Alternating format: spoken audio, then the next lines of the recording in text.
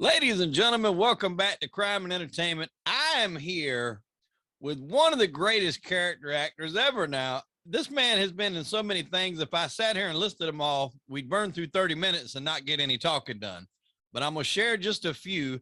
Escape from Alcatraz with Clint Eastwood, Death Warrant with Jean-Claude Van Damme, Home Alone with Macaulay Culkin, Billy Madison with Adam Sandler, probably most known as Mr. Heckles from the famous Friends series, and then the El Camino movie that continued on with the Breaking Bad story. He ran the Junkyard as Joe. Ladies and gentlemen, please welcome to the show, Mr. Larry Hankin. Larry, how are you, my friend? Well, so far so good. You know, I'm just hanging in there, trying to stay healthy. Yes. That's it. That's it. That's what everybody's trying to do these days. Now, where are you at now? You're in California? Yeah, I'm in Santa Monica, California. Okay. Near the beach, not on the beach, but near the beach. Yeah. Near the beach. So it's kind of nice. How's the weather over there? It's in between the chilly and the hot. Is like one day I go to work and I've got on like, 2 or 3 shirts and a hoodie. And then by the end of the day, I'm sweating like crazy and I'm down to just a t-shirt. So it's wow. Well, the sun is out, so I don't know. I haven't been outside yet, but we'll see. It's early in the morning. Well, it's not early. It's 10 o'clock. Okay. Yeah, it's 1 o'clock over here. We're on that time difference here. But definitely, I'm glad you could come on the show, man, because we got a lot to talk about. You've done a ton of movies, like I said, almost 200 or over 200? Well, that's what they tell me. I don't follow me. So I don't know, but that's what I've been told. Yeah, I guess it's a good. You've been on like every TV show that I think has ever been on the air. Well, I guess that's true. If I've done 200 or so, but I guess it was like the 80s and 90s. I guess is where most of them, came in. But then I write now. But I every once in a while I'll do a movie or a little cameo for a friend. But it's exhausting doing all those auditions. You say I did 200 shows. I did 200 more than 200 auditions. Have you any idea? I don't have how many auditions I had to do to get those 200 jobs. Yeah, that number I don't know. Yeah, well, that's astronomical. I don't know either. I don't really want to know. But now, crazy enough, you didn't start out acting. You actually were a stand-up comedian. Is that right? Well, yeah. I mean, as opposed to doing nothing, which is what I really wanted to do. I went to college because my parents wanted me to, and I was a good kid, so that ended after college. But I was I went to college because my parents wanted me. So I got a degree in industrial design, and that and I was a good student. I mean, I was like an A- student because I like to draw. I mean, industrial design. I saw the word design in industrial design, and I thought, oh, art school, great. Well, the industrial design department is in the art school department of Syracuse University, but it had nothing to do with art, man. It was just engineering and calculus and math and, reconfiguring machinery so it fits into somebody else's design. Mm-hmm. Oh, it was just crazy. But so as soon as I graduated, I went with my best friend in college was Carl Gottlieb, who wrote Jaws. He wrote Jaws, and 2 of the other Jaws movies too, plus a lot of other movies. But he didn't write anything then. He just wanted to be a writer. So I asked him where he was going after graduation, and he said he was going to Greenwich Village to be a writer. And I thought, well, wow. I mean, if I'm going to go to Detroit to be an industrial designer and design cars like for Ford and Chevrolet, or Ford, I think. I didn't want to do that. So I said, okay, let's be roommates. I'm going to go to Greenwich Village. I mean, that was the decision. Just, no, I'm going to just blow off Detroit, and it was a 5-year course, 5 years of college. And I said, let's just go to Greenwich Village. So that's what I did. and there was nothing for me to do there really, and I just really didn't know what I wanted to do. So I was going to coffee houses a lot. I was cleaning up a bar at between 2 and 6 a.m. And I thought that was all right. You know, that was better than going to Detroit and being industrial designer. I gave me time to look. So I was going to coffee houses and the open mic nights, and there was these comedians up on the stage, and I thought, hey, I can do that. I'm a funny guy.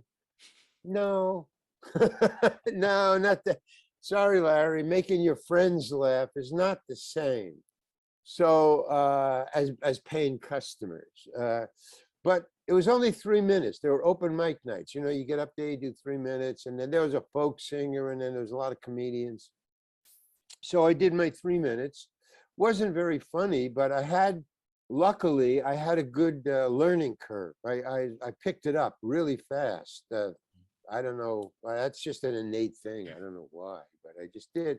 So after about 6 months, I was opening for Woody Allen and Miles Davis and the Kingston Trio. I did the Playboy Club circuit. Yeah, so that was kind of, but it gets boring after a while, and you always have to come up with new material.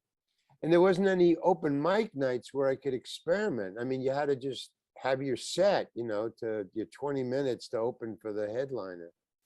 So I didn't like that either. So I stopped doing that. And then I was making good money, but it wasn't going anywhere. I didn't see any how to, you know, how to monetize it, how to, you know. So I stopped doing that. And then what did I do? Oh, so I joined Second City. That seemed to be kind of a good gig. And I was there for about a year, and then there was just too many people on the stage. So it was last hired, first fired. So me and another guy. Yeah, improv doesn't work if you have more than 6 people on the stage because, well, the reason I think it doesn't work is because you don't have enough time on stage to get your chops going because there's no words. It's just improv. So you have to keep your brain greased on stage, and 8 people doesn't give you enough time, you know. So we about 6 of us from the New York Second City company and from the Chicago company, we got together, we quit or were fired or weren't in it anymore, and we went to San Francisco and we started the Committee, which was another improv company. Yeah. And from there, that was really near LA. So a lot of the LA casting people would just fly up and hire us. And so we were going back and forth. And that's how I became an actor and got to talk to you. That's basically how it worked. Well, the name of this show here is Crime and Entertainment. You got the entertainment part covered. There was a story that you told when I was doing some research and listening to some other podcasts where when you had first moved down there, when you were cleaning that bar in the nighttime, you might take a few things home with you to nibble on there. Tell us that story, because I found it pretty comedic the way you told it. Well, it was just protein. I was stealing protein. I mean, I mean, sweeping up in a bar, you know, from 2 a.m. to 6 a.m. is you're not going to get rich doing that. No. It gives you time to think, you know, why am I doing this? And if I don't see another peanut shell, I'll be very happy. Well, I wasn't getting enough, you know, I had to pay half the rent, and we were living in Greenwich Village Carl says it was a 3-floor walk-up. I say it was a 5-floor walk-up. So we talk about it. I still see him. We hang out every once in a while. We have dinner. So I had to pay half the rent. And even though I think our rent was like maybe $150 a month, I mean, it was really cheap. It was a very small little apartment.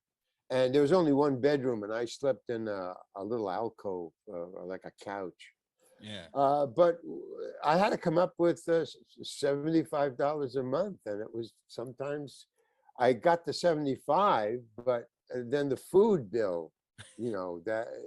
So and just spending money. I mean, so had to live. Yeah, I was stealing. I was borrowing. It was food. The chef would come in, and so I only worked there, to tell you the truth, I only worked there for 2 weeks or more. And the reason was that at 6 o'clock, they would lock me in from 2 a.m. to 6 a.m. Now, I don't know why they locked me in. I was thinking, no, I should lock you out. I'm inside. I should lock the door from the inside. But no. So when the last person left at like 2:30 after the last call, they would lock the door from the outside, and also the back door too. So I was locked in, and the morning chef would come in at 6, and he would unlock the door and let me out. So every night I would wear a raincoat. Now I got this from the Marx Brothers. Harpo would always wear a raincoat. And, he'd always be stealing spoons. That was the big joke. Every time he opened his raincoat, spoons would fall out. Or everything was, it was, well, I thought that was a good idea. So that's what I did. And I would go into the larder there where they, nothing in the refrigeration. No refrigerator, well, except for the bacon. I would take sides of bacon. They didn't have strips. It was just a side of bacon, which I could stuff into the back of my belt, and then I would wear a raincoat. And then I would take little cans of protein, like the little sausages and stuff, or just stuff that was mainly in small cans, because they didn't want it to stick out when I left. Right, you don't want them to notice. I didn't want no bulges. So so I would stand by the door at like 5 minutes or 1 minute when I could see outside. I mean, there's windows. So I could see when the chef would come in. I'd stand right by the door, and then he'd open it, and I would just slide out, because I didn't want to talk to him or anything. I didn't want him to see my outline. So I just slip out. He would go in, I would close the door, and then I would go. And after 2 weeks, or 2 or 3 weeks, I thought I better quit, because they would start to see there was holes in, the stuff, the food. Food's dwindling down pretty quick. Yeah, so I just thought it would be better to leave than be fired or caught. So, oh yeah, no, that's true. So so I had a couple of different jobs. I had one where I was in a little cubbyhole counting votes of, when you get a magazine. Sometimes, I don't know, I don't get any magazines anymore. But when I used to buy magazines, there used to be a little piece of advertising that would fall out. It was an insert. Yeah. For those inserts. Yeah. Okay. Well, in a like a woman's magazine like Elle or Vanity Fair, or I don't know what, Bizarre, they would have these inserts, and one of them was to vote for a color lipstick. So it had 5 colors of red in this insert, and it had a little checklist, 5, and then you vote, and then you would take the card and send it in, and if I don't know if you would win something, or a year's supply of lipstick, I don't know. Anyway, I was hired by the office who received those inserts with the votes, and it was my job to count them. There was no machinery to do that. So I was put in a little cubby hole, and I just handed these stacks of inserts. I mean, there must have been like 500-600. I mean, it was Bizarre, Bizarre or Elle. So there was like thousands of magazines out there, and thousands of women would just send it in. So every day they would just, so I was there for, I think, 2 days. On the second day, when I went out for lunch, I just didn't come back. I just couldn't. I mean, it was just really weird. And I just didn't say anything. I just, I'm going for lunch. And then I can't go back there. I just was counting, check marks were a deep red, a light red, a pink red. So what I did was I didn't have a job. So now I didn't have a job. I couldn't pay the rent, or at the end of the month I couldn't pay it. So I had a couple of days in between there. So what I did was, okay, if this doesn't sound like it connects, but it does. Okay, because I couldn't come up with the food money. Carl got a job reviewing movies for a very small paper. I mean, not a big paper at all, but a local little, had about 5,000, people buying papers. But he would review it with all the other big, like the New York Times and Life magazine and blah, blah, blah. It was just a big group showing, and whatever paper, come review it. So he would be doing that. Now, what they did was, and it was a habit because he did this all through our times being roommates. They would serve you a little wine before you go in, the reviewers. You would get a little wine and a little of those frozen shrimp bowls, where you would dip the shrimp, the cold shrimp bowl. Yeah. And you would dip the shrimp into the sauce. Okay, so that was the setup every time he went to review a movie. And what he did was, and they had real napkins, not paper napkins, but in those days, it was the 60s, real linen napkins. And what he would do is he'd take a handful of cold shrimp, he'd put it in a napkin, he'd wrap it up, and he'd put it in his suit pocket, and he'd bring it home, and that'd be my dinner. So he would do that every time he went to review a movie, generally in the evening, or sometimes in the afternoon. And he'd bring it home and he'd put it in the refrigerator, and that would be my dinner for the night. So, okay. So we had a lot of napkins. We had a lot of linen napkins, hundreds. I would save them. I wouldn't throw them out. I was, well, it's a linen napkin. We could use them for, rags or something. But I would hang them all over the place. Because I just thought it was so funny that he was bringing in these napkins, and I would eat, and then we'd have these napkins left over. Okay. And then one day he comes to it's the napkins that you should remember. But one day he said, he didn't come back with anything. And I said, oh man, you went to review a movie. Didn't they serve you shrimp? And he goes, yeah, but I'm not doing this anymore. And I go, why? Why, man? Because I was getting free meals, Well, why? What's the matter? He goes, my suit is starting to smell of fish. And it's his only suit. So he had to stop. Because you don't have the money to dry clean the things, and then he wouldn't have a suit while it was in the dry cleaners. It was his only suit. So I said, oh my God, I have to go get an, all right. So, but it was the napkins that I wanted to remember. Okay. So I quit counting the inserts, right? These thousands of things. I couldn't go back anymore. But I didn't have any money, and he stopped bringing me the food. So I didn't know what to do. I needed money, and there was one month where I needed cash, something, anything. So I thought, they owe me half a day, because they didn't go back to that, insert place.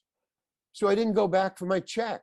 So I at least had maybe a week's week and a day, or I don't know. No, I had 1.5 days pay, right? I worked one day, and then the next day I left for lunch.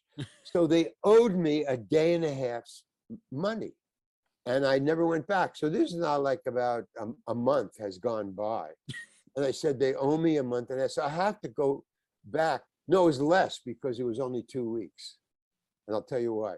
So what I did, I took all the napkins that were in the apartment, and I tied them together, like a sheet, like a sheet escaping like a jail. I tied all the napkins together, and I made a sling for my arm, like it was broken. I with the napkins, I made a circle, and I put my arm in a sling, and I went back and I asked for my, day and a half's pay. And they said, what happened to you? And I said, I broke my arm. What I did was, when I went down for lunch that day, when I didn't come back, I was hit by a car and I broke my arm. So I'm sorry I couldn't come back. So I can't, it's my left arm and I'm a lefty. I can't count cards anymore. So they were very sick because there was a lot of old women who ran this thing.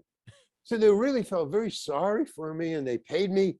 They gave me my check for a day and a half, and they said, hey, if when your arm heals, come back. You were doing a really good job. We loved working with you. So, and I said, thank you very much, but I never went back. But so that's the story of how I got food and money.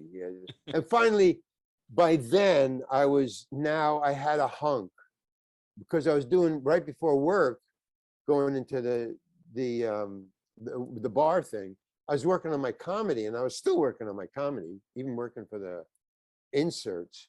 So I had enough stand-up material by then, so that when a manager came in, he said, hey, do you have a manager? You're pretty funny. And I go, no. And he said, how would you like one? And I said, yeah, that's why we're all here. We want managers. That's the interesting thing about Greenwich Village in those days. You weren't there to get a job or become a star or anything like that. Nobody, either the folk singers, the stand-up comedians, nobody. They were there to get a rep. You wanted to get a representation so you could get a job. So that's what was going on. So I got a rep, I got a manager. And then I was a stand-up comedian. So that's a long story about how I became a stand-up comedian. Well, that's a pretty interesting one. Stories. I guess it's just. Well, like what you mentioned then, like those little cutouts, and then the things like that. That was, I guess you could consider that was what our internet is nowadays. Back then, Yeah. Nowadays, like you said, hardly anybody gets magazines anymore. They do everything from their phone. I think some magazines even do like a digital thing to your phone. You just read them right there on your phone. So those. Oh yeah. That was how information got spread around back then. So that was, for that time, that was normal. That's just like us opening up a smartphone. That was how they did stuff back then. And they didn't have to hire anybody to count them. It was all automatic and digital. Right. I guess that's it. But all I knew is, the point is there was no digital or internet back then. Yes. There was nothing. Now it's all different. And a lot of people ask me, how I got started in show business and what they should do. Now they ask me, hey, I want to be an actor.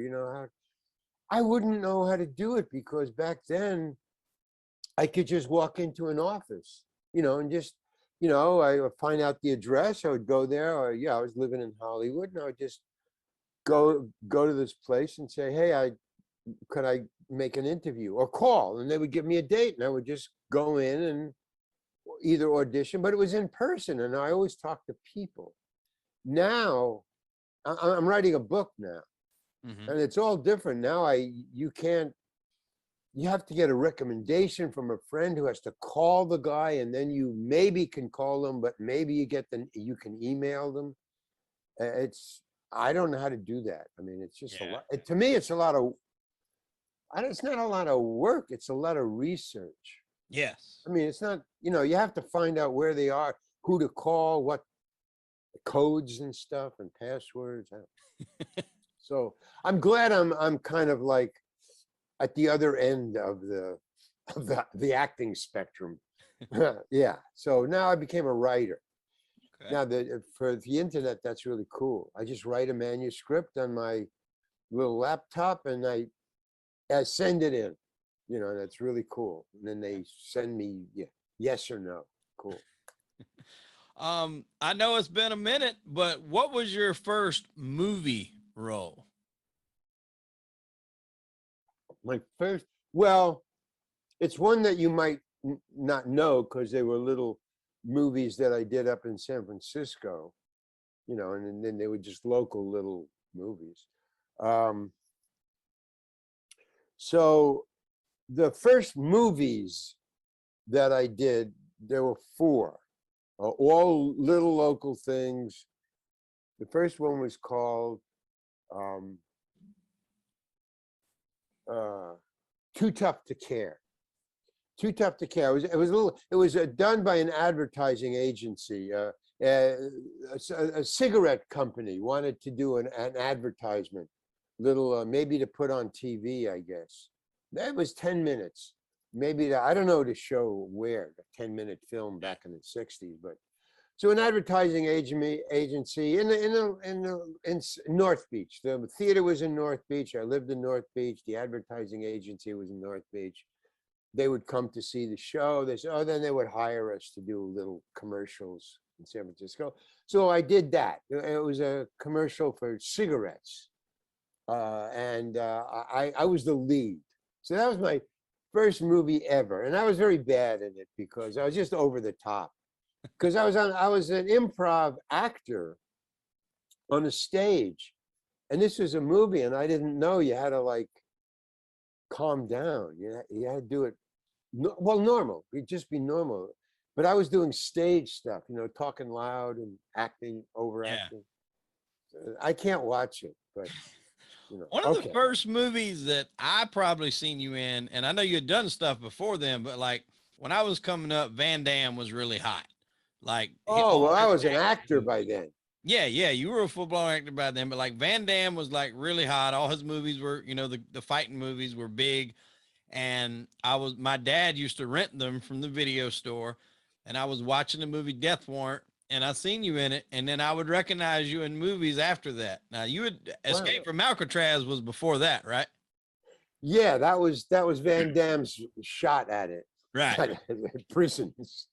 Yeah. I seen Escape from Alcatraz later, but Death Warrant is always what I consider like my first movie seeing you in. How was it like working in there? Cause like, were y'all filming it like a empty prison, or was it a real prison that y'all had a section of? How did that work in that movie? Wow, that's interesting. I remember the movie. I remember the part and everything. You play what, Meyerson, right? Wasn't that your name in there? I don't remember my name at all. I don't remember any of my names in any of the movies. I go by the character, the costume, and the name of the movie. And then I guess you had to be you were in prison garbs in that. Yeah, but I was a junkie, and that's why I wanted to do the role. I was the junkie guy because I worked in the medical department of the prison. So I loved the part because I was playing a junkie, man, in the 60s. That was like a really cool part. And I also got killed in it. Yes, you did get killed. So that was, I had a death scene. Oh, it was just a great part. And Van Damme was just a nice guy. I mean, he was just a regular, ordinary guy. He wasn't a star at all. I think he was in awe of who he was. I mean, he was just a great guy to work for. Very innocent, kind of naive kind of guy. But I really liked it because of my death scene where they burned me but here's the only thing I remember about that was a later movie. That wasn't an early movie because I had done Alcatraz, and I kind of knew it was a ripoff of Van Damme's trying to be Clint Eastwood. But no, it wasn't done in a prison. I think it was done on a set because it didn't have very many. I don't remember any of the scenes that I wasn't in. So I remember watching the movie. I thought it was okay. I thought Van Damme was always over the top. Yeah. He just, but it worked, for the kind of guy he was portraying. The great thing I remember about that movie was my death scene. But here's the thing I remember about it. And if you remember the donut crumb, I do, which was that small, and a lot of people do. Millions of people do. It's over. Okay, you're talking about Home Alone with the donut crumb, yeah. Okay, if you remember that, then maybe you remember this shot in that movie, the Van Damme movie, and it's in my death scene. I'm in my cell, and a guy, somebody, there was a.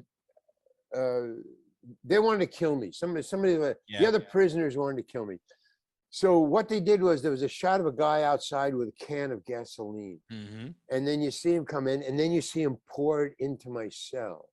And I was laying down, and he's pouring. So there's a shot of gas going in and leaking on the floor, and then there's a shot of me laying on my thing. And then, you know what? The reason they did this shot, it was a shot of my nose. And this is the shot I'm talking about. But it's a shot of my nose, giving the impression to the audience that I could smell the gasoline. So that's why I wake up. So there's a shot of my nose, and I wake up, and just as I wake up and look down, that's when the match is lit.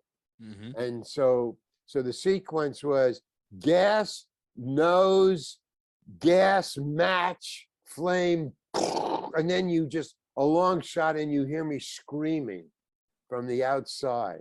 Okay. Mm-hmm. The shot of my nose is the only shot really that I remember from the entire movie, except the bags under my eyes, the black, because I was a junkie, because it was a huge shot. I mean, he just got a shot of my nose on a big screen, and the screen was filled with my nose. And when I was sitting in the movie theater watching, I said, what?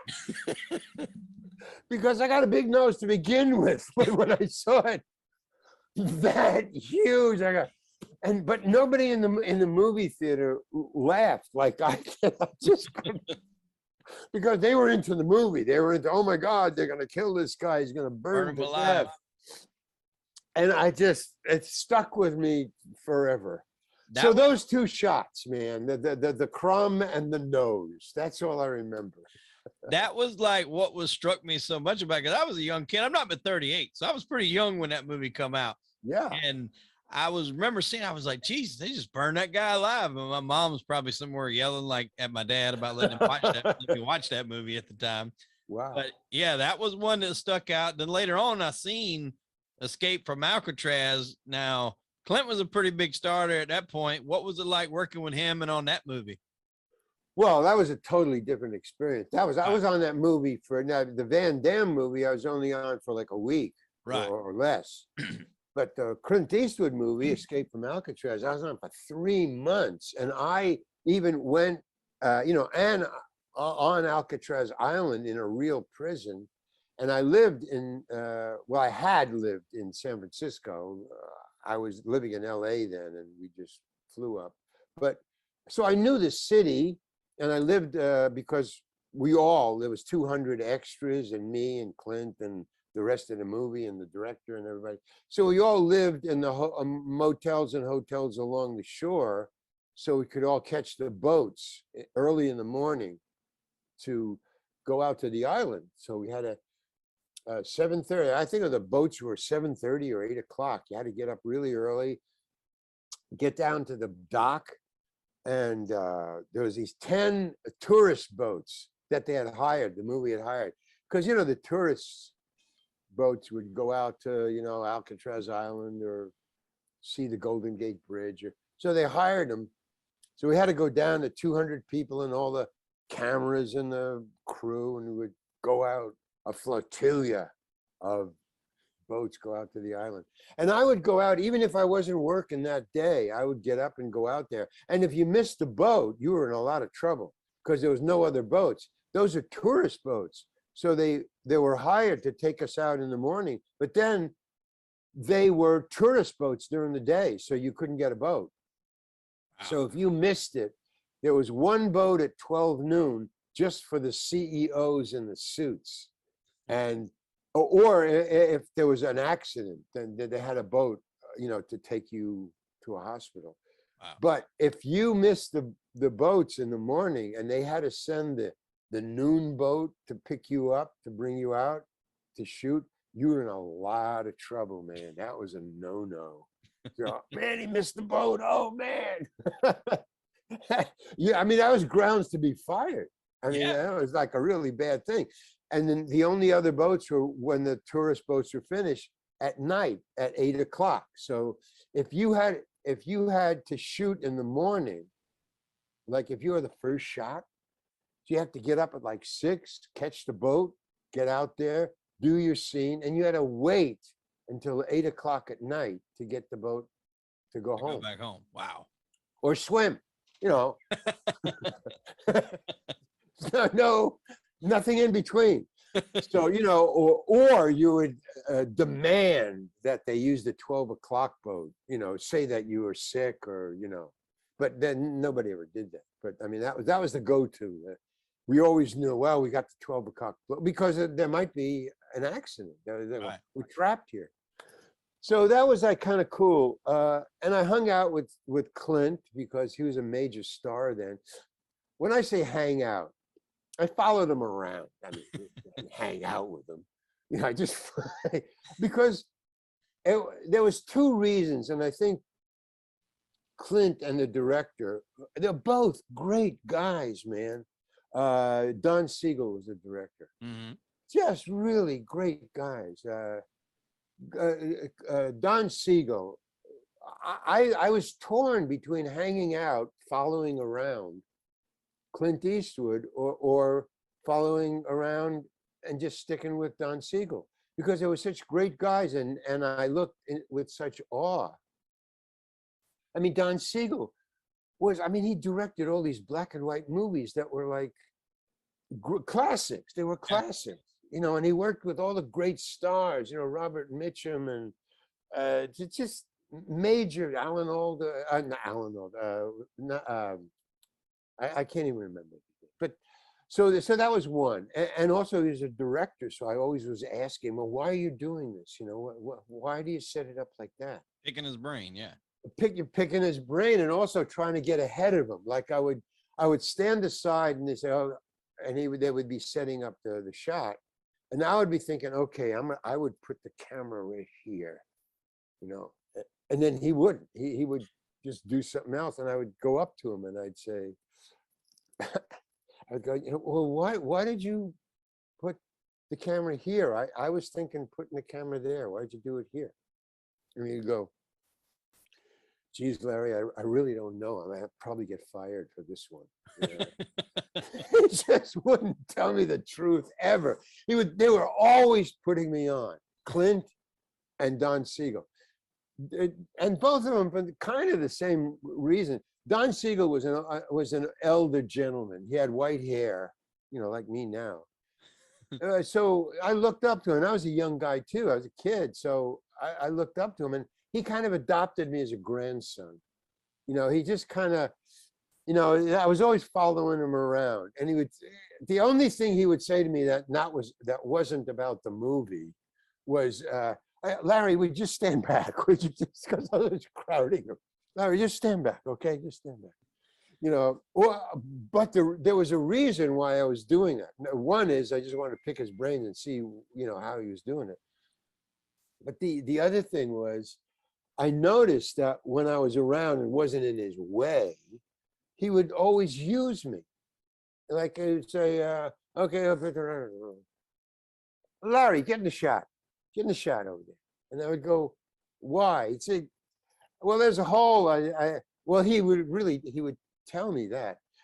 Like, for instance, he would say, get in the shot. And I go, why?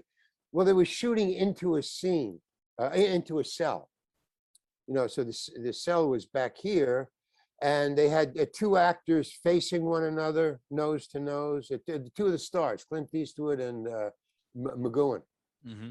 Yeah, McGowan. So he said, I got a close-up. And he would go into detail. I mean, sometimes he would actually spill the beans. He would tell me what he was doing. So, well, I got a close-up, you know, and then they're close-up of their faces, and I'm shooting into a cell. So it's just, all I see is the back wall of the cell. So there's like a hole in between their faces. So I just want a body in there, okay? So just get in there. So I'd go, wow, man, that's so cool. But then, of course, the actor and the performer in me would go, well, I got to do something with this. Now that I got some camera time and it's not written, I can improvise. So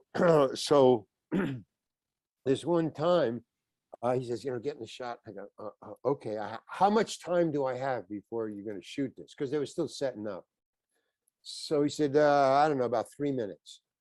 So, okay, so I run to the Warner Brothers prop department, which they had moved the entire, you know, because all the guns and the clubs and the uniforms and the props.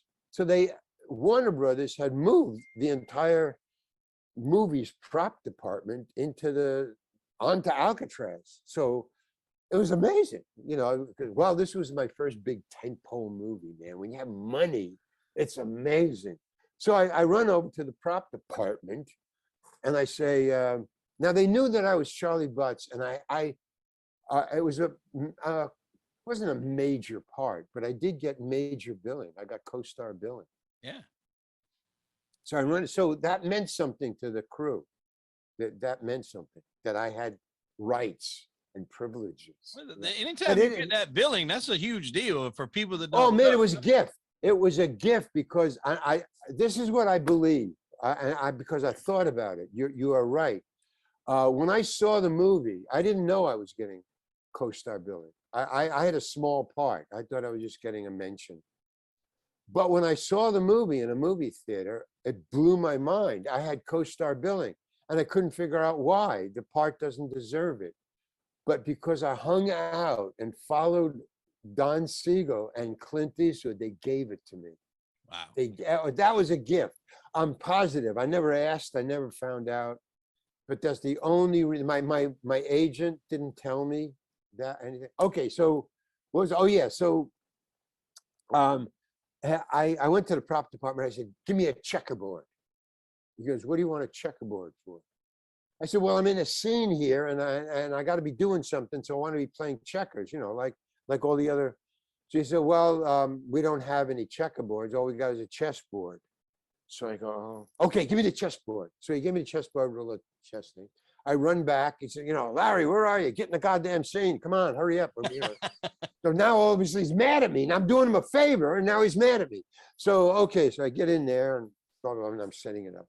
Okay. So he says, okay, action, everybody, and go. So they shoot the scene, and then he says, Don Siegel says, cut. And then he goes, Larry, get over here. Come here. And he's got this attitude like, come here. I go, all right, now I fucked up. I've done something wrong. I've screwed up. I mean, because he's shooting 2 stars. So I'm thinking, what did I do wrong? He says, come here. I go, what? He says, what are you doing? I said, I'm playing checkers.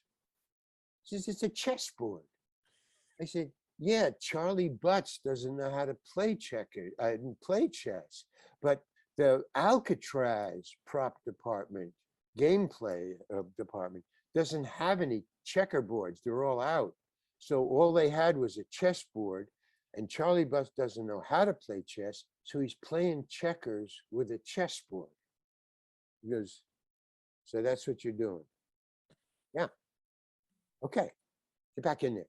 Well, no, I don't have to do it. Get just back in there. Keep doing it. I just want to know what the hell you're doing. That's all. He says, okay, that's so fine. And he shot it, and it's fine. You see the scene. You see Charley Butts jumping with a king. So that was your idea to do that, to do the jumps instead with the chess. Yeah, but he just did, because he just said, get in there. He wasn't thinking. He's thinking about the 2 stars. Get in there, just fill the hole. That's all he wanted. Fill the hole. What are you? So well, it makes sense. But it does make sense, and that's why I think I got the billing, was because I was thinking like the character, not like an actor wanting more time. Right. Because when he said, what are you doing? I didn't say, I'm playing checkers with a chessboard. I said specifically, and I remember this, Charley Butts doesn't know how to play chess, and that he got. So he said, okay, just get in there, All in the so, but they all through the whole thing, they were telling me that. They were doing it like, it was another time where they were, oh yeah, he goes, I was playing, I had a lot of time on my hands, and there's no place to go. I'm on an island, and I can't go have a cup of coffee. So I would play, and the crew, a lot of the crew had time, because, there was a crew for this, but they were over there. So we would play cards, poker. We would play poker.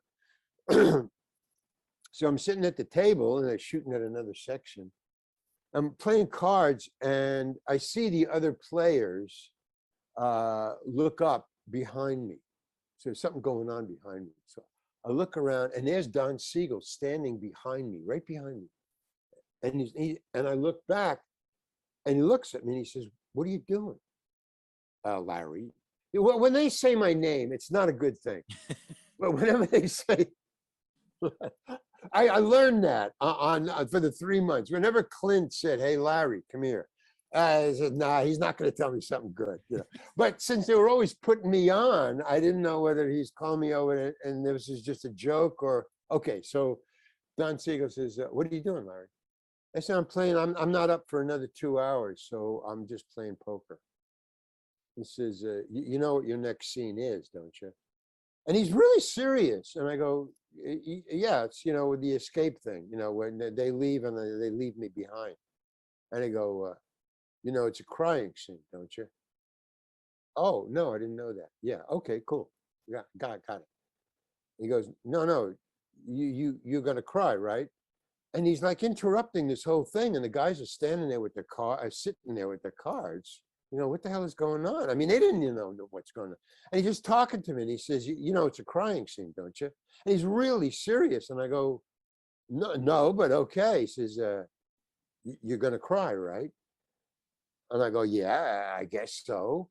Because I didn't know what's going on. I mean, I didn't even know if he's talking about the scene, if he's going to fire me. So, so I go, "Yeah, I guess so." He says, No, I want to know, are you going to cry?" And I guess so. And he says, No, I don't want to guess so. And he's getting really like a little disturbed. And I'm thinking, what's going on? I got to get this straight because I think he's going to fire me here. I said, "Yeah." And he says, "Can you cry?" And I said, "I don't know. I've never cried before." And he says, "Well, I think you better go into your dressing room and stop." And he's, you know, now ripping me another a-hole here. And so I go, "Yeah." He says, "Well, I think you better go into your dressing room and slap yourself around until you can cry because I need you to cry in that scene." And now this has turned into a very serious little confrontation here. So he says, "Look, you got 2 hours. I want you to cry in that scene. So you're going to have to do whatever you have to do to cry. Do you understand that?" And I go, "Yeah." And he says, "Okay, thank you very much." And he walks away. And I go, "Okay." And I put my cards down. I say, "All right, guys, I'm out, man. I don't know what's going on, but I got to go rehearse this scene." So they go, "Oh, yeah, go ahead." So I go in my dressing room, and I literally, I can't cry. I'm not an actor. You know, I'm a stand-up comedian. I'm just, you know, I'm an improviser.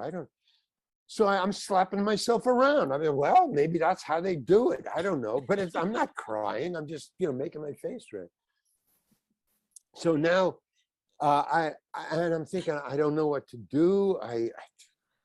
So I just sat there, you know, and then finally I get this knock on the door. I said, "Hey, Larry, you're up," is the AD. So I go to the thing and, so I'm trying to think of how I can get out of this, you know, how I can work around it. There must be some other way. So I come up with a great idea, and I go to, I got the 15 more minutes. So I go and I say, where's Don Siegel? Where's the director?" Because he's over there. And he wasn't doing anything. He was just talking to somebody. So I go, "Can I talk to you for a second?" I go, "Yeah." Says, he goes, "Yeah." And he takes me aside like he's very serious. Like he said, "Excuse me." And he walks away and he pulls me aside. He says, "Yeah, what is it, Larry?" Because he sees I'm disturbed. So I said, "Look, I figured out, because I remembered it worked with the checkerboard." So I said, "Look, Charley Butts wouldn't cry in this scene." "Really? Why?" "Well, Charley Butts is not the kind of person." See, because I've made up a backstory. I'm telling this to him. I made up a backstory for Charley Butts, which I've been using through the whole movie. And, you know, he's got some, you know, issues and stuff. So in a situation like this, being left behind, he wouldn't cry. He's like passive aggressive. He would hold it in. Okay, just hold it. And he calls over his girl Friday. You know, this is the girl who's with him, his assistant. She makes notes for him, carries his scripts and stuff. Says, "Carol, would you come over here for a second?" And she's talking to somebody. So, "Oh, excuse me." She comes over. He says, "Would you listen to him? Larry, tell Carol what you just told me." And he stands there like this. Tell her. And she doesn't know what's going on now, and I don't know what's going on. So I shrug and I go, well, what I told him was that Charley Butts wouldn't cry in this scene because I made a backstory, and he's passive aggressive and he would hold it in so he wouldn't cry in this scene for being left behind. So she listens, and then she turns to Don Siegel and she says, okay, yeah. So she doesn't know what's going on. And he turns to her and he says, okay, Carol, would you tell me what the fuck he is talking about? I need a guy to cry in this scene, and he's not going to cry. And he turns to me, he says, hey, look, Larry, listen. He says, I got a movie here. I got an entire movie. And he goes like this. He's like, we're in this on Alcatraz, just pointing to the ceiling. We got a movie here. I got an arc of all testosterone. Just a movie full of 200 guys with testosterone. They only want to do two things: fight or escape. That's it. Okay, so I need another break. I need a break of some other emotion here. And I need an emotion about right over here. He's pointing. I need an emotion right there. I need somebody, another kind of emotion. You know who's there, Larry? You are there, right there. And it's that scene. And I want you to cry. You got that? And I go, yeah. He says, okay, thank you, Carol. Thank you, Larry. And he walks away. Whoa. Holy cow, what am I going to do? So I didn't know. And then I'm okay. And then the AD comes up and says, okay, it's your scene. So now everybody's gathered around. It's a scene. I'm in my cell and I'm all alone. I had kicked out the thing. They had left me behind. I'm all alone and I got to cry. And so I walk into the set. I sit down on my cot. And he said, the only thing he said to me, and there's the crew is everybody standing around. It's Larry's crying scene, because now I've made an example. In other words, because I was following Clint around for 3 months and Don Siegel around and always asking questions, I stood out. No other. There's 200 guys dressed the same as me, and I'm the only guy with Clint or with following every. So they all came to see what this scene is going to be. This guy who's always asking questions, he's going to cry. So there's a lot of people around, and all Don Siegel says, you ready to cry, Larry? And I go, yeah, because I'm not going to cop. I'm not going to cop. I'm sorry, man. So then he puts the camera right up in my face. And if you look at it, it's a choker, man. It's right in my face. And there's like about that much distance between me and the camera. And he goes, okay, you ready to cry? And action, Larry. And I go, it's not happening. It's not happening. I go, he says, okay, cut. He says, Ralph, bring it in. Right? And this guy, Ralph, this crew member, he comes in, and you know those old, they're old-fashioned perfume bottles. They're like your grandmother's. They're a little bulb at the end, and you would squeeze it. And they're always the bottle was even ornate. They go like that. Okay. So this guy, this bohunk of a lumberjack crewman comes in with this little grandma perfume bottle, and he sticks the nozzle in between the camera and me. He sticks it in and he goes, and this mist just floats by, just 2 squeezes. And this mist floats by. And I go, what the hell is that? And he says, and Don Siegel says, it's wintergreen, Larry. And then he says to the camera, ready, camera rolling, action, Larry. And I go, and all of a sudden my eyes just tear up and tears are coming down my face. And so I follow along and I go, cut. And then Don Siegel goes, perfect, Larry. Thank you very much. Thank you. Okay, moving on. And everybody just broke and went away. He knew from the time I was in the card game that that's what he was going to do. Yeah. And he put me on the entire time, 2 hours of me going through pain and, oh, I can't cry. I'm going to be fired. And he knew. And afterwards, you know, when it was all cleared and he saw I calmed down, he comes over to me, Don, he says, I said, man, no, I guess I went over to him and I go, because I wanted to give him his props. I said, okay, very funny. That was really funny, you know. I said, but man, why didn't you just tell me that, you know, in front? And he goes, listen, Larry, we used to do that to everybody all the time during the black and white days. He said, you have no idea how many great ending scenes of people breaking down and crying that Wintergreen had the predominant role in that scene.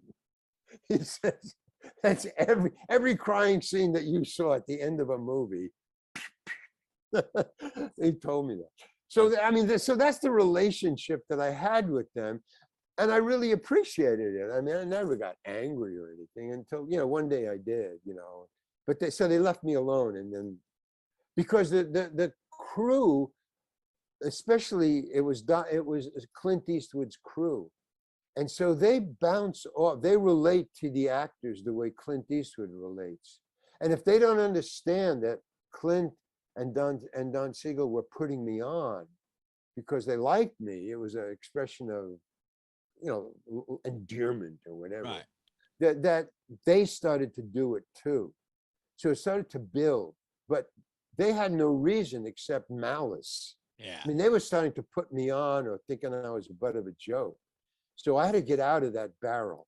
In other words, it was good in a way because I was gathering a lot of information. I was getting in a lot of scenes. I got, great billing because I was friends with them. But on the set, I was starting to chafe, man. It was starting to rub me the wrong way and get in the way. And they just started to disrespect me.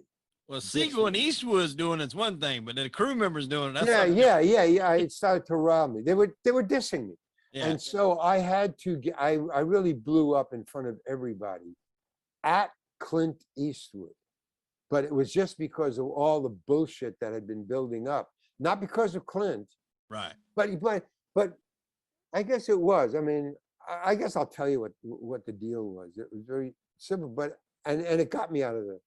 It saved my life. What happened was most of my scenes were with Clinton and me, or maybe another guy, but generally I was in the scene with Clint. And he said, we were doing a scene. Oh, right, okay. So there was a habit that they set up, Clint and Don Siegel. They had done 5 movies together. So they had their stuff all set up. I mean, they had a language of all their own by now. So at the end of every take, Clint Eastwood only wanted to do one take, no matter what. If they wanted to do, if Don Siegel wanted to do another take, he wanted to know why. He'd say, why are we doing another take? And then Don Siegel would say, well, the camera jiggled. Oh, okay, let's do it again. He just wanted to know that there had to be a good reason. And it better not be one of the actors. Oh, well, he fucked up. That didn't go. If it was technical, if it was the director, if it was mechanic, oh, that was okay. Yeah, okay, so I'm in the scene with Clint Eastwood, and after every scene, Don Siegel would come up to him and say, how is that for you, Clint? Clint would say, because that was fine. And then Don Siegel would say, okay, moving on, and we'd move on. So one take. One time, Don Siegel came and said, I'd like to do it again. Clint says, why are we doing this again? And Don Siegel goes, well, the camera jiggles. Okay, let's do it again. Boom. Now we're in the scene. Clint Eastwood says, blah, blah, blah. He comes up and he never talked to me, or even neither of them admitted that I was real. Don Siegel would come up to him, talk to Clint Eastwood, and like I wasn't there. And they'd say, how was that for you? That was really fine. Okay, we're going to move on now. That's fine with me. Okay, let's move on. And I'm just standing there. And after 2 months of this, of just ignoring me, I was starting to get angry. Ask me how it was for me. He would just say, how was that for you, Clint? And he would just, so he comes up to Clint and he goes, 2 months in, how's that for you, Clint? Clint says, that was fine for me. And just before Don Siegel says, moving on, I said, I'd like to do it again. I think I can do it better. I just stated that. And Clint just turned to me and says, well, I can't. And he walked away. Oh, man. And the crew laughed just like you're laughing right now. And I thought, oh my God, I'm dead. Clint, I just insulted Clint Eastwood in front of everybody. So there was dead silence, and there wasn't any, okay, but I kept walking. No, wait a minute.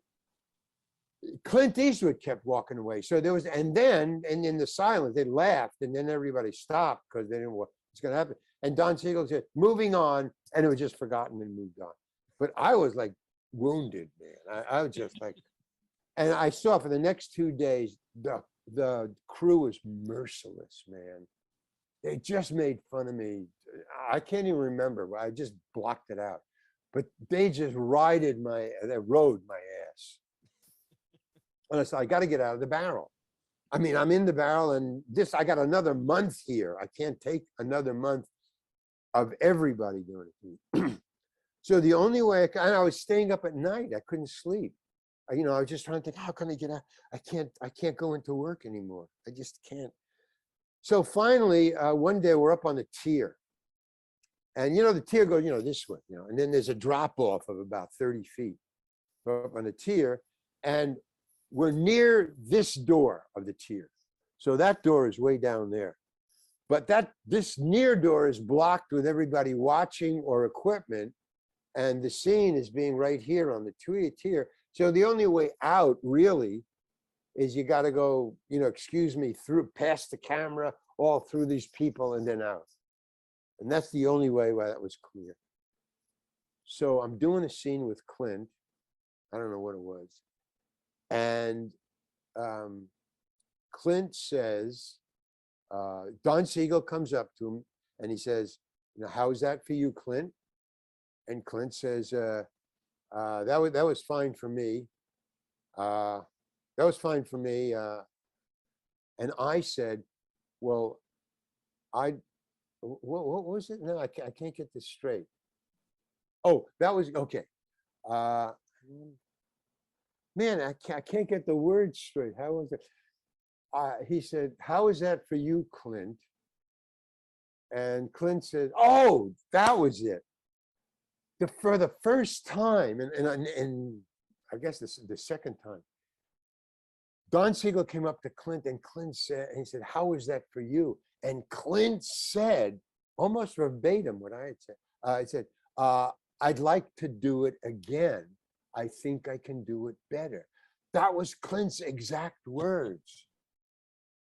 He said, how is that for you? And Clint said, I'd like to do it again. I think I can do it better. And when I heard that, I automatically said, yeah, well, I can't. And I walked away. And there was dead silence. Nobody laughed, and I expected the big laugh. And I kept walking. Now, the only way to walk was I couldn't walk that way. So I had to walk that way. And that was a mile away. And I just thought, I don't care if I'm fired. I was really angry. And I said, I don't care if I'm fucking fired. I'm not turning back. I'm not going back. I don't care if I'm fired. And there was dead silence back there. And I was just kept on walking, man. And that door was getting further and further away, man. And there's silence back there. Finally, I got to the door. And just as I was about to open it, I swear to God, I hear Clint say, hey, Larry, come on back. It's a joke, man. I go, what? I said, no, come on. And I turned around. He said, come on. I said, okay, fine. He said, no, man, it's a joke. Forget it. No, let's do it again. Okay, so fine. And I just forgot it. He forgot it. And the crew forgot it. But for the next month, man, I was so cool. I mean, to everybody else. Right. I mean, the crew just left me alone. But I had to get out of the barrel, man, or I couldn't take another month. But they had to drive me to that. And I think Clint understood that, okay, we just went a little too far. Yeah. Because nobody, for the next month, I was just fine. Yeah, that was it was left a big mark on my psyche, that month of, or 3 months on that shot. Yeah.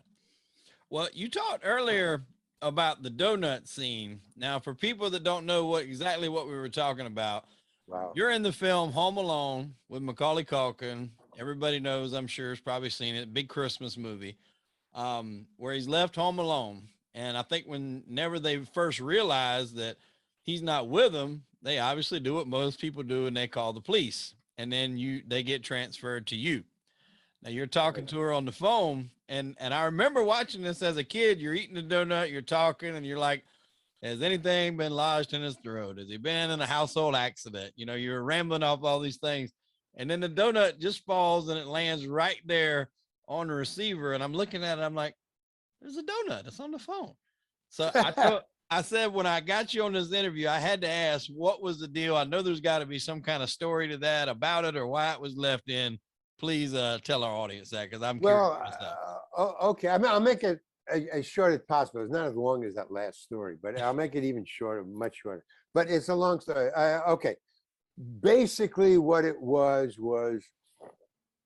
I was supposed to do Daniel Stern's part. Daniel Stern was either going to be fired or he wanted more money.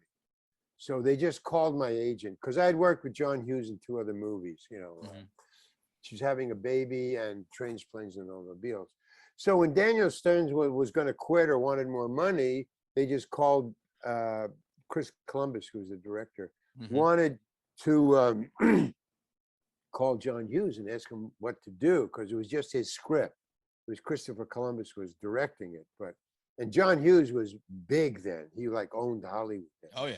So they said, Daniel Stern wants to quit, or he wants more money. What should we do? So John Hughes said, well, I work with Larry Hankin. He would fit the part. So if Daniel Stern is going to quit, then call Larry. So Chris knew my work. So he said, okay, fine. So they called my agent and they said, Daniel Stern is going to quit. John Hughes said, call Larry Hankin. So we're going to negotiate with Daniel Stern. If Daniel Stern doesn't, want to go along with, we're not going to give him more money. So if he's going to walk, we're just going to get Larry. You want to know if he's available. So they called me and they said, you're available. So I said, yeah. And he said, you want to do Daniel Stern's part? I said, well, yeah. And Home Alone, because I knew everybody knew it was going to be a big movie. So, and I said, but he works with Joe Pesci. That was why I wanted to do the movie. I said, I didn't care about the money of the movie. I wanted to work with Pesci. So I said, yeah, I'm available.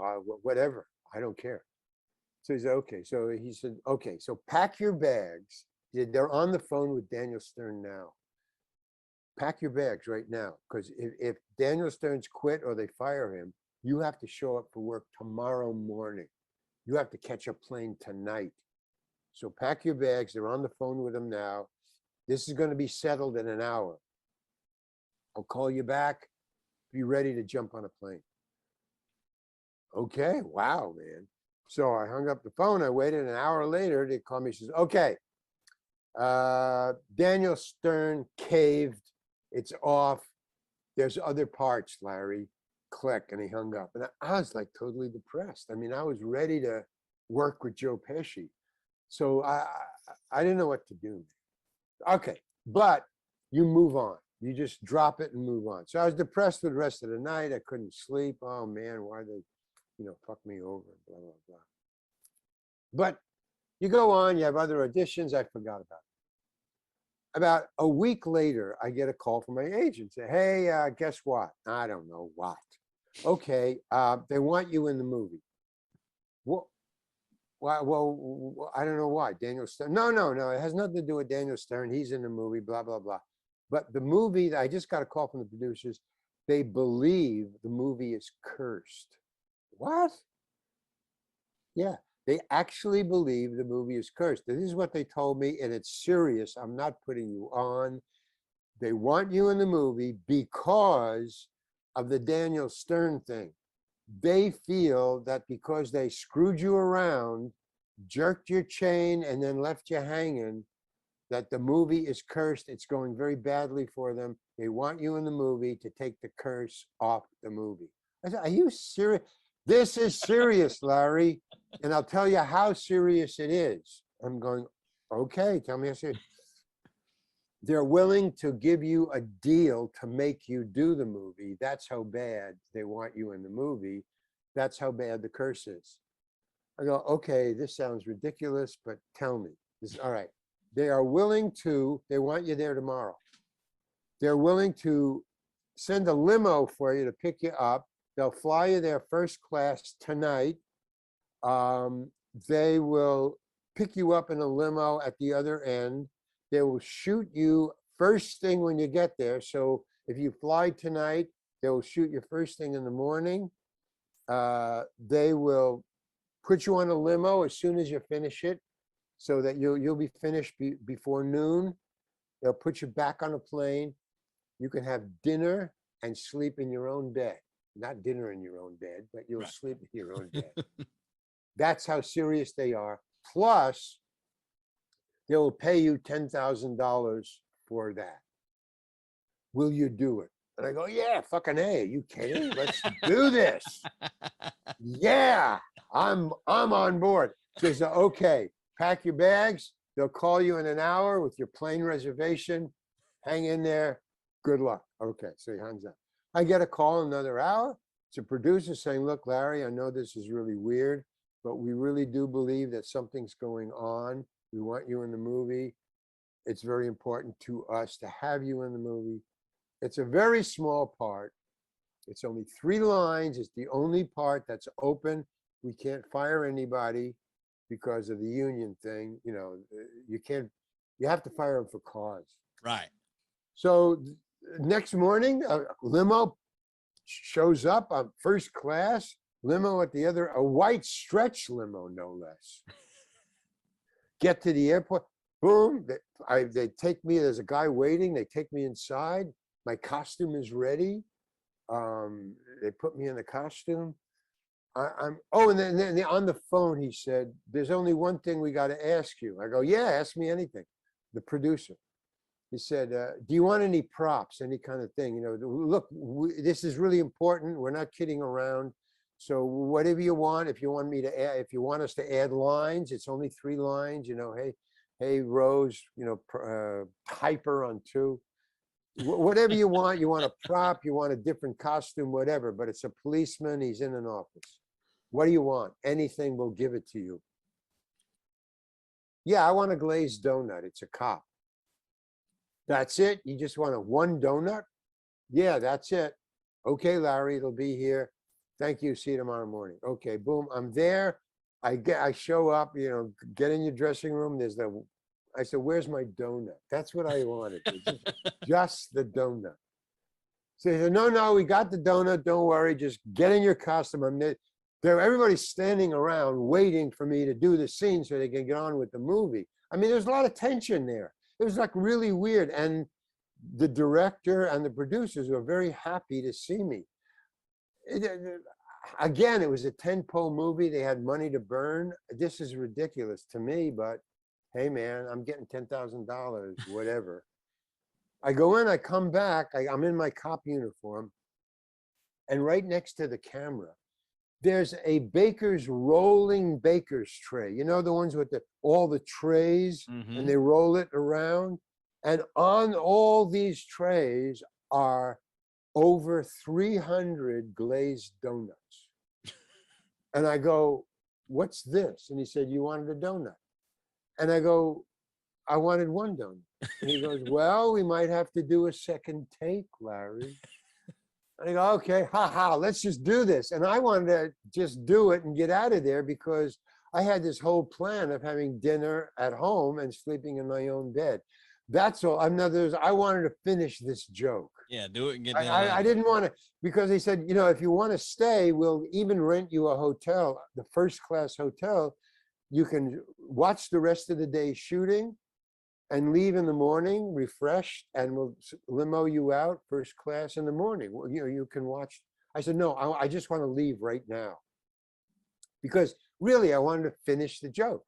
I wanted to have dinner and sleep in my own bed. And that would be the story that I would tell to you, you know. I mean, I had it all planned in my head. He says, okay, you know, get the limo out. As soon as we finish this scene, you know, they're leaving, you know. So I was very happy. So I get in the scene, they give me my one donut. And I go in, he says, oh, it's just one take and we're gone. We go, blah, blah, blah, blah, blah. And all of a sudden, up above, you hear this explosion and I'm raining down glass. A big movie light, you know, one of those big bulbs, man, had overheated and exploded. And it just rained down glass all over the set, on me, all over everything. So he goes, cut. And now we have to wait while the crew cleans me and all the shards of glass up. And then they had to replace the light. So there's like a big deal. So one of the producers, ha ha ha, see, good thing we had all these donuts, huh, Larry? Second take. Okay. Okay. Gives me another donut. We do it again. Okay. Okay. The camera, okay, and action rolling and Rose, hyper on, cut. Now what? Okay, the camera went off the dolly. We got to shoot it again. Give me another donut. Now I'm thinking, wow, well, it's a good thing they have a lot of donuts. Okay, fine. Okay, get back in. Good. Okay, that's a two. We did it again. So now, one, the lights. We're doing it the second time. Second donut. The camera jiggles. That's 2 times. I did it 8 more times. I ate 8 more donuts. Thank God they had that thing. It was a joke. Now it's like the Red Cross. It's thank God you're here. But now you could see the director and the producers are not laughing anymore. They are into, and me too. I said, holy cow, there is a curse on this film. I mean, 10 times. And it's always a mechanical thing. It wasn't me forgetting a line. It wasn't the donut, nothing. And so I had to eat 10 donuts, but that's not what's going on. There's a curse going on. We can't get this scene done. And everybody is starting to get really weird now. And like, wah, wah, wah, wah. So I go, okay, let's just do it again. So now it's the 11th time. Take this donut, glazed donut. And we go, all right, action and blah, blah, blah, blah, blah, blah, blah. And cut. And it's the first time we did it all the way through, cut. And as soon as the guy yells cut, Chris yells cut, the crew and everybody just bursts out laughing. Cut. Ah, ah, ah, ah, ah. And they go, all right, now I fucked up. All right, now, all right, okay.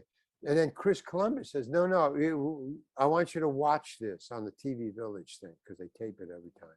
Right. And I go, no, let's just do it again. I don't want to watch my screw ups. And he says, no, you have to watch this one. I said, no, let's just do it again. He said, no, watch this. I go, okay, fine, let's watch it. So I watch it, and it's the one you're talking about. And I'm eating the donut, and a little piece of donut falls on the phone mouthpiece, and it sticks there. And I'm watching this, and I go, oh man, okay, so now it's my screw up. Okay, let's just do it again. Let's just do it. And Chris Columbus says, no, that's going in the film. And I said, why? That's a screw up. I'll do it again. And Chris says, that's not a screw up, Larry. That's going in the movie. That's called a money shot. And I go, what's a money shot? He says, it's fucking funny. And I go, all right. He says, you want to stay for the rest of the day? And I said, no, I want to get in the limo and go home, because I wanted to finish the joke. So he says, all right, get the limo, and he says, all right, goodbye, Larry. You're going to get out of your costume. So I took one donut with me, but they flew me home. I had dinner in the Santa Monica, and I slept in my own bed. So that's that story of that little donut. That's all that went on around that donut piece. So now that little crumb is about as famous as I am. I mean, that's a famous, nobody says, hey, I saw, Home Alone, and you were really great in that role. Or boy, was Macaulay Culkin great. Or geez, was that a funny movie? No, they go, Hey, tell us about that donut. Is that a CGI? How did that happen? And I have to go through this whole story about how that happened. Yeah, but that's really how it happened. That's That's great. my life. But all that stuff, all the stuff that I've just told you, everything, that's in this book. I'm writing a book. Well, I wrote it. Now it's being published, but it's called That Guy, because nobody knows my name except you. Yeah, they say that guy. I know that It's guy. all that guy. Hey, oh, that's that guy, you know. So I named the book That Guy. So That's what I told my wife. I said, I'm interviewing Larry Hankin. She's like, who's that? I was like, you know him. He's been in all kinds of stuff. So I start naming the movies, and she's like, well, I still don't know him. I got to see a picture. And so I pulled it up, and it was the Mr. Heckles from Friends. And she's like, oh, okay, I know who you're talking about. I was like, that's what everybody says. I know that. You know, I don't know the name, but then when I show him the picture, oh, I know that guy. well, there you go. That guy. I know that guy. I know that guy. Generally, what they do is just point the finger and accuse me. Like I'll be walking down the street and somebody says, hey, you're that guy. Who shot somebody back there? No, you're the guy in the movie. Oh, that, okay, yeah. But I'm sure.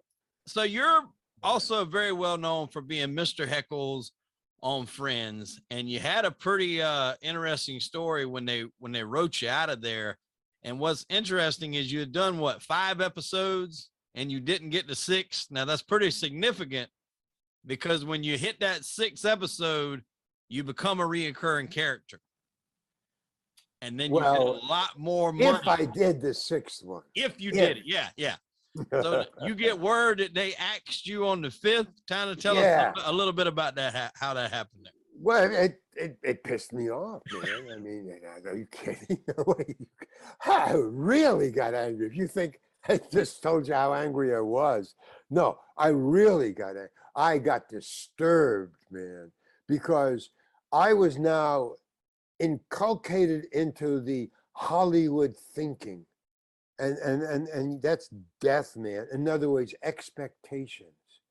You know, you expect to be paid, you expect to get the part, you expect to be honored, you expect to get a lot more roles, you expect.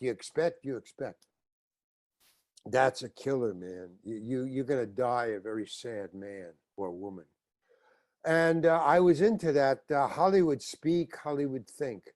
So when they said, you know, when my agent called me, he didn't tell me right away. He said, well, I got good news and bad news. That was how he couched it. He said, hey, Larry, I got good news and bad news. I go, well, all right. What's the good news? I mean, how bad could it be? You know, I was a working actor then. So, you know, you get this part, you don't get that part. I mean, that's kind of good news, bad news, but that doesn't bother you. You become inured by that, I believe is the word. Mm-hmm. You become used to it. You just, it doesn't bother you. You get it, you don't get it. It's part of the game. It's what is. But when he said, hey, you got your 5th Friends, that meant something, because that wasn't just getting or not getting. You know, hey, you didn't get the 5th one. Oh, okay. But if you did get it, like you said, now that opens the door for a 6th one where you get a huge bump in salary, where you can put a down payment on a house, man, because you don't get just one 6th. What you do is you're not hired as for a 6th show. What you're hired as, your nomenclature changes. You get 1, you get 2, Okay, I can't shut that off. Okay, you can edit. Can you edit that out? I can't shut it off, man. I'm probably not gonna, because it's funny. Oh, and it's Jim Bailey. I can't shut it off. Oh, okay. Wait a minute. Okay. Well, okay. Okay. No, okay. It's an important call, but let's just go 10 more minutes. Okay. Okay. So I'm discombobulated. What happened? You're talking about the pay structure when it changed. Yeah. So the pay structure. So yeah, and I was saying inured. I never used that word. Okay, so I got used to it. But when it's 5th, it opens the door to not a sixth. It opens the door to you are a recurring. And when you are labeled recurring, you are guaranteed of a certain amount of shows. So you're guaranteed of maybe 3 for the rest of the season. Wow. So, and each one you get paid more, plus you get more. Right. So 5th. So he says, okay, you got your 5th show on Friends. I go, oh, wow, man. What could be the bad news? What could be worse than that? You die in that one. Oh, man. What? And that's how I reacted. What? Calm down there, but okay, fine. Yeah. But so I calmed down, and I'm talking to him. Okay, so blah, blah, blah. And it was the start of a new season also. I don't know what that has to do with anything, but you'll see. Because I said, okay, so I didn't have to go. I didn't have to go into work for another week.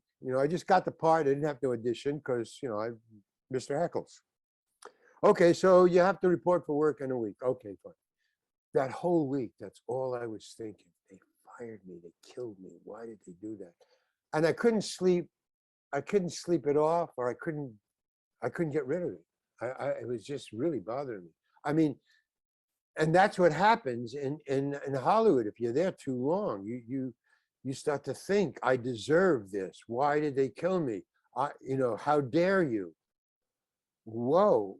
So when the week was over and I'm walking, I parked my car, I'm going to the set. And I get to the set and there's nobody there. I'm there. It was the right time, the right day. So I see somebody. I say, where is everybody? I thought no, they're all upstairs. It's the first day of the new season. So they're having a party first before. So they're upstairs, room 215. So I go up there and yeah, it's a big party room. I mean, it's a big room where they just have events or affairs or whatever. Big empty room. And it's got these cocktail tables where you stand around them. There's small little tables where you stand with your drinks and you talk around them. And there's about 30 of them all around. And everybody's standing around. There's about 100 people in the room. There's a big groaning board of craft services with food, lox, bagels, sausages, the whole thing, It's big, the first day of the season. I didn't know that, but that's what's going on. I walk in, and all I had in my mind was, and people fired me. You killed my character, and I want some answers. I want to take names and kick ass. I mean, it was ridiculous. I mean, as ridiculous as what I thought it was, that's how ridiculous I was, really. And I see there was the 3 producers. And I see them, they're all at the same table, little cocktail table, and there's nobody else there. So I can get them all in one shot, So I just storm over there and I go, and they're very happy to see me. They don't know what's going on in my mind. They're very happy to, hey, it's Mr. Heckles. How you doing, Mr. Heckles? So I'm walking towards them and they just light up, Oh, hi, Mr. Heckles. How you doing? That's what they said. Hi, Mr. Heckles. How you doing? And I walk up to him and I said, what did you do? What did you do? Why did you do that? And they had no idea what I was talking about. None. And I immediately saw that. So I, they don't know what I'm talking about. So I'll explain it to them. You killed my character after 5 shows. Why did you do that? And immediately they got it, all of them. They just, you saw their face just click into, oh my God, we fired him after 5 shows and he's now angry. And so perfectly, the females, 2 guys and a girl, a woman, 2 guys and a woman. She leans in and says very quietly and very nicely, she says, could we talk about this a little later, Larry? And that just shocked me because I wasn't expecting that way of talking or that calmness. But the room had heard me shout at them. So there's 100 people who just went quiet, and I look around and everybody is staring at the table. And I thought, oh my God, you know, here's another one, Hankin, where you just, there's an old thing where when I fucked up in the committee, they would call, well, Hankin did it again. I was always talking out of turn, saying something I shouldn't, wrong timing. And so they started to call it hankening. When you hankin something, you know, you fucked up. And I just hankined friends. I just in a room full of, you know, CEOs, casting directors, everybody who was anybody that had anything to do with Friends, the biggest hit on television. And I just shouted at the money bags. And the owners, I just shouted at the owners. So she said, could we talk about this a little later? So I said, and I was shocked. I mean, she just, you know, wham, how you sometimes do that to a cat or an animal or a baby. They just shocked into another mindset. And I just, boom. And I looked around and I go, right. Oh, okay. I mean, I just was, and I turned around and I said, I got to get out of here. So I just very slowly started, and then the silence was there, everybody's watching. And I walked towards the craft services table, figure out, all right, I'll just get some food or something. And as I'm walking to the craft services table, you just see everybody at the craft services split, like just like Moses and the sea. And they all walked away. And so I just walked up and I thought, well, okay, I just blew another gig or whatever. And I thought, well, and I'm looking there, so, and this kid, it must have been a son of somebody, because he was about 15. The most he was 15, a boy. And he walked up and he stood next to me and he looks up to me and he says, dude, that was so cool. So that was the only thing that took the edge off of my embarrassment, man. But he just kind of lifted my spirits. I said, yeah, that was kind of cool. Yeah. So I just stood there for a while until the room started to talk again. So I just stood there with the kid. And then I just walked over to a corner and waited until rehearsal started. But for the rest of the week, because you rehearse for a week and shoot on Friday, for the rest of the week, nobody would come near me. Nobody. I mean, and if ever I went to during the week, you know, I wasn't crowded, just the cast, you know, rehearsing. Whenever I went over to the craft services table to get a cup of coffee or something, everybody would walk away. You know, nobody would come near me. There's that guy. Especially the cast, man. You know? So I finally found it. The only addition to this is I went to the cast and I said, I went to somebody, I don't know who it was, somebody who I didn't know, didn't know about what happened. I said, where is the writer? I want to know the writer of this thing. And he pointed, and it was a young guy, you know, and I walked up to him and I didn't know, but now, you know, I had gotten rid of all my attitude and everything. I just said, let me just go in, do my job and go home and forget this ever happened. So I was very nice to everybody, but it didn't work. It didn't work. They just didn't want to. So Hollywood can be very cruel, a very cruel taskmaster. So I went up to, and I said, so I went up to this kid. He was about like 22, 23, 24, 25. I said, hey, did you write this show? Well, yeah. He was very proud of it. Yeah, I wrote it. Why did you kill me? And he goes, I didn't want to kill you. I didn't want to. They wanted, and they pointed to the producers. They wanted to kill you. Why?